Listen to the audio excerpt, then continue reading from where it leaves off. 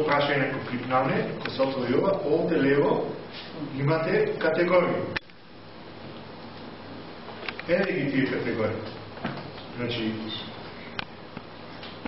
ако кликнете, ќе видите што има во нив, кои се карактеристики, така? Значи, овие се моментално можете да додадете категорија. Вие сами, така?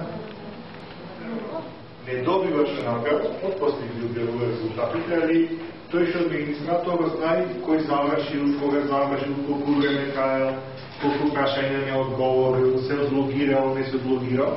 Значи добивате комплетни извештаи. Значи, ова што ќе го работиме е на страна 30. Значи, квизови прашања.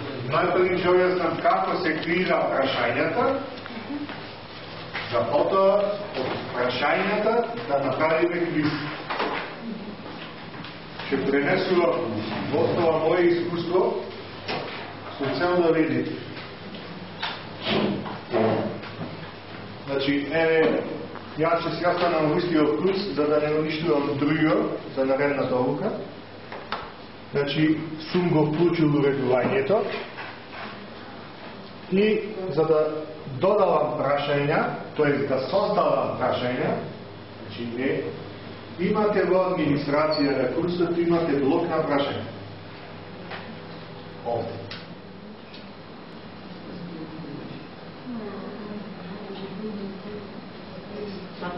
Нема столки за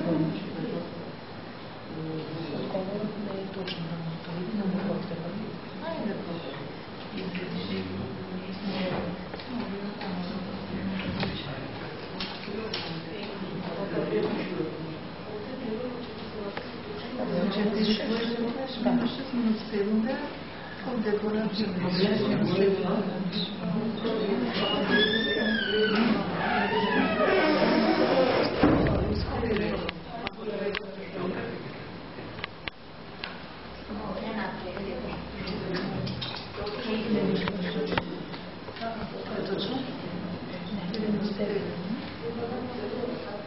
Save changes.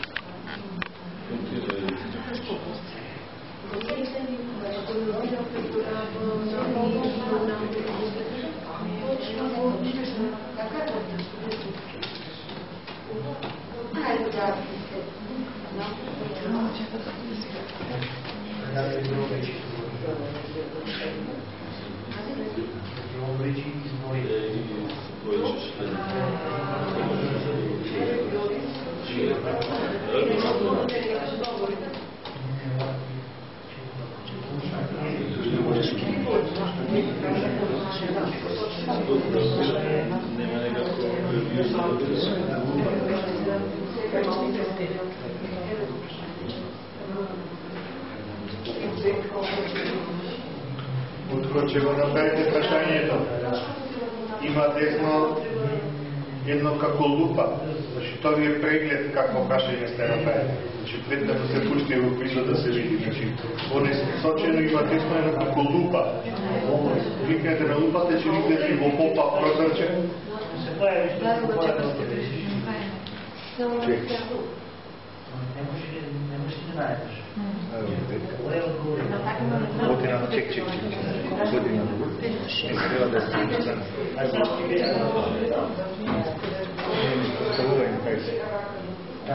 Ајде, тук си. Почекай. Оди се на блок прашањето. Блок прашањето. Ајде, чекай. Кој е? Сакаш? Чи? Не се продавува.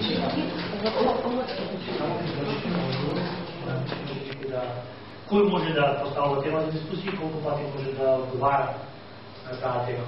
Јас затоа се вклучив сега паралелно на користејќи го користејќи друг браузер, овде сум логиран како ученик, за да видиме што ученикот гледа кога наставникот ќе постави форма и кои опции тој има од негова страна за одговарање на темите и пак за поставување на теми доколку може да збори.